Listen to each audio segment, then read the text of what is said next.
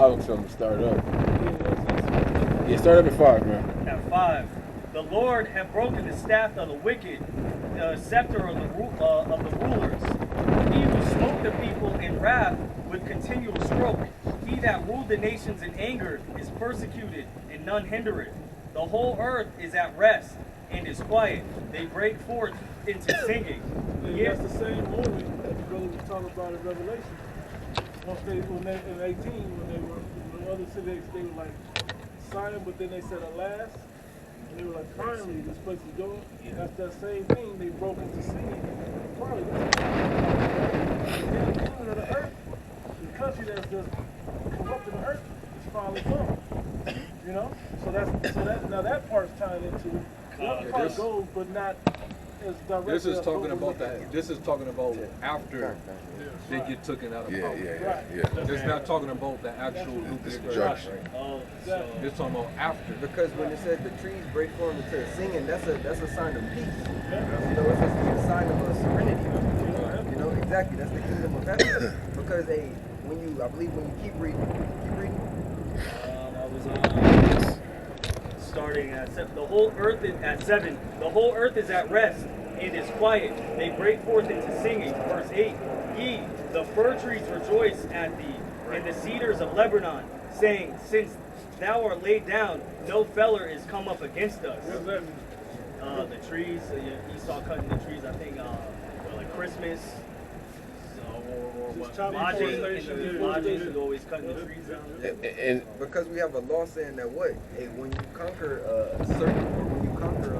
a nation, and you're not supposed to cut down the trees of that nation. You know, certain trees, because it provides what? It provides habitation. It may provide food.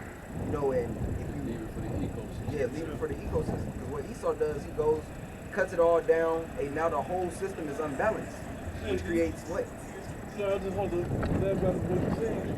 You think they talk about this? What's this shit? What's this environmental shit they talk about? What's it called? global warming? This global warming shit. You think that has nothing to do with them climate change and global warming? You think that has nothing to do with them chopping down rainforests and different deforestation going on? If that's actually affecting the earth in a major way, it has to be because of that. Right. It's fucking up the temperature, all the oxygen and moisture. I'm just saying how it still ties in since we were kind of on it. Part of the condition too. You cut down the trees take in that carbon dioxide. And filter it out into What's that? The forest down there, the Amazon, the lungs of the earth. Yeah, that one and the one in Africa are considered the lungs of the earth. They fucking caused it. They caused a fire. Yeah. A couple years ago. Burn it. Yeah. It's wicked, man. That's that feather. So that's why when this devil finally goes down, the earth will be able to finally rest. Why do we have endangered species? Why are certain Why? Because you're running them out where they naturally stay at. You're over hunting, overfishing. You know, you're ruining with oil spills the areas where they live. Yeah. Okay? Contaminated. You contaminating. Building factories in the middle of where they keep work. Yeah. You know? You fracked in and all that shit. That's also why the scripture says in, I believe it's Romans 8, it says, for the creature waited for the manifestations of the sons of men. All the creatures from Genesis. They all grown. All creation grows until now. From Genesis that was created on the 5th day is like needs this man to get the fuck off the planet. Needs the kingdom of heaven to come to bring it back to its fullness. So even the animals, the trees, the whole earth is going to break out into singing. Aren't the trees representation of the people? Also, you know. Isaiah 14. What was that? 8. Hell from Isaiah 14, verse 9. Hell from beneath is moved for thee to meet thee at thy coming.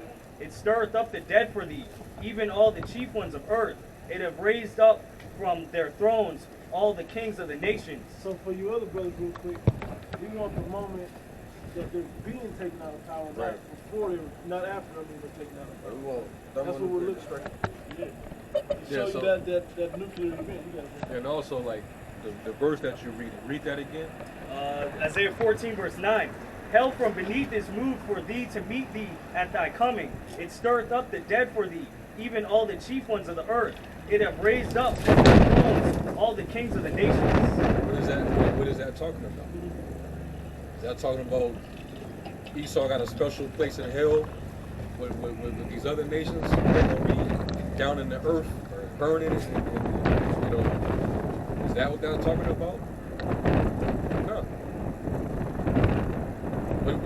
What that's talking about is when there's no more throne, with Esau, there's no more dominion, he's going to be in the same boat with these other nations. All these other nations, they're going to go, right after Esau goes down, they're all going to go into captivity under us. That's why you read the first few verses where it talks about how he's going to have mercy upon Jacob and yet choose Israel. He's going to set us in our land, and we're going to take these other nations and possess them in our land for servants and handmaids. And we're going to rule over our oppressors. So the leaders of these other nations, they live high over us, up under him. So when he goes down, he's not going to have that status where I'm over everybody.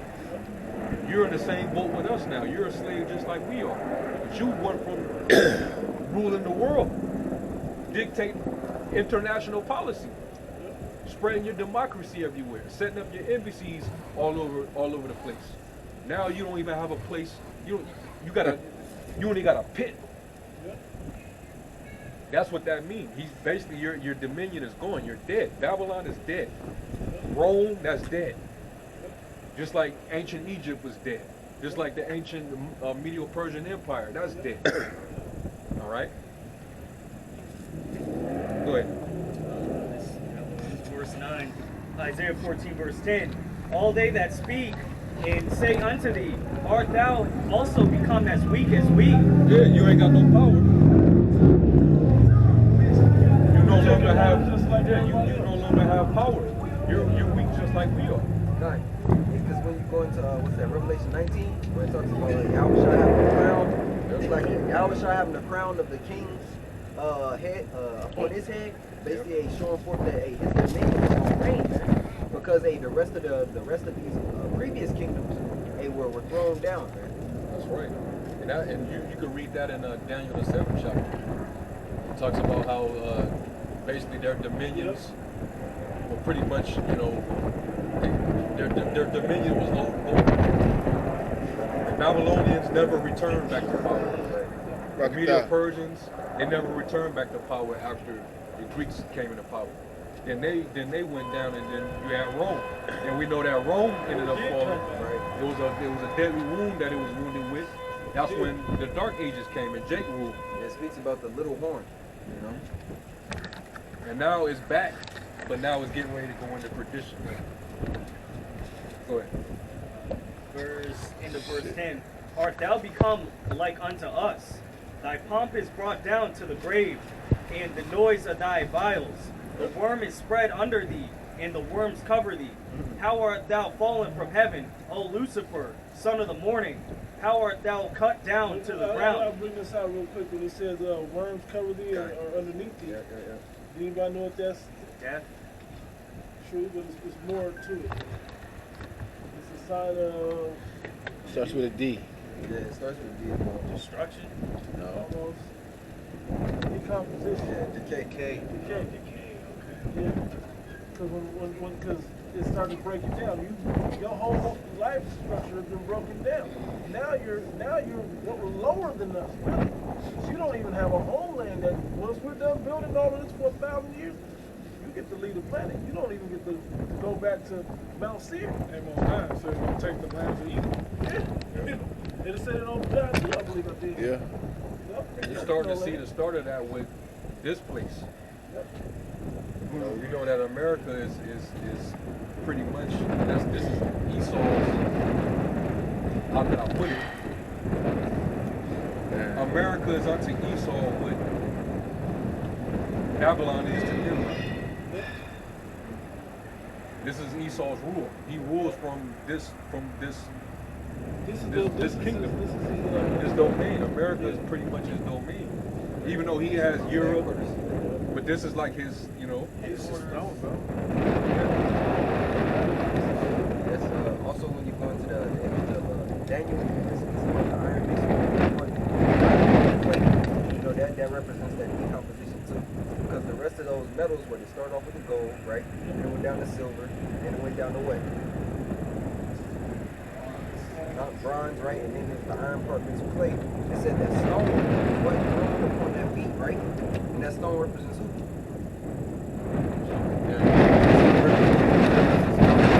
So the decomposition of that iron mixed with clay is also what it's symbolizing here. This is clearly the clay. The reverse is clearly the clay. This is hella crap. Is there more on that? Did it weaken the nations? Who's that? Who's Lucifer?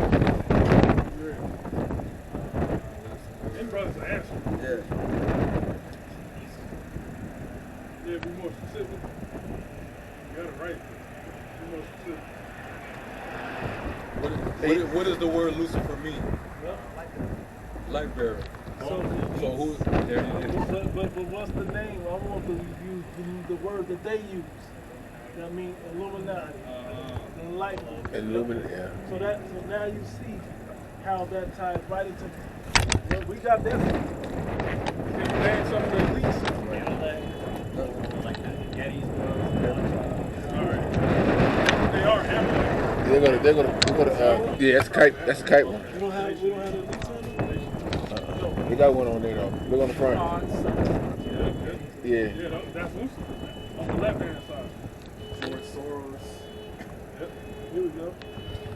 The Kissinger and shit, like Rockefeller. Bernanke. so-called. Their little pet monkeys is the likes of Klaus Schwab, Bill Gates. Yeah. Those are their pet monkeys. They're like their cronies. The cronies of those international banks. Yeah. The other dude, Elon Musk, Yeah, him too. Yeah. the dude from Amazon. The people on the people Steve, well, not Steve Jobs. What's the dude name? Bezos. The people on the Forbes list are like the There's a hierarchy when it Yeah. comes to the elites also, you know? Yeah. They have a structure as to who plays what role. Who carries out what. They all have a mission. You know? They all got a Yeah, vision they all have to a push into duty. the New World Order. A task to carry out so that their plan comes to reality. Okay? Now who got another? Hey, so like Isaiah 13, that gets into the Yeah, that's what I was thinking earlier. Yeah. Matter of fact, don't go to that right. Go to it right.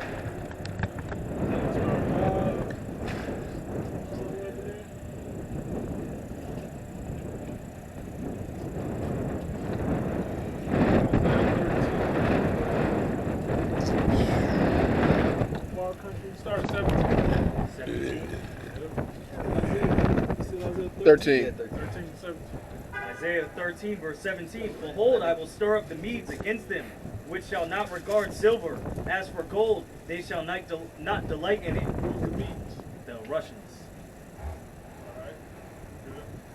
Verse 18, Isaiah 13, verse 18. Their bows also shall dash the young men to pieces. They shall have no pity on the fruit of their womb. Their eyes shall not spare children. In Babylon, the glory of kings. There was a song by Steve called Russians. It was a song about the Cold War. Basically, you don't love your children. Both sides don't love their children if they press the button. That's why I said they will not have pity upon their children. Because if you press that button, everything's getting wiped out. Once the button is pressed, everything's getting wiped out. That evil thought. That's the I evil think thought. that evil thought. Yeah. And the Most High, he like it. One of y'all can get it. Get Proverbs 21:1. Oh yeah. Because hey, at the end of the day, we men, right? We're men.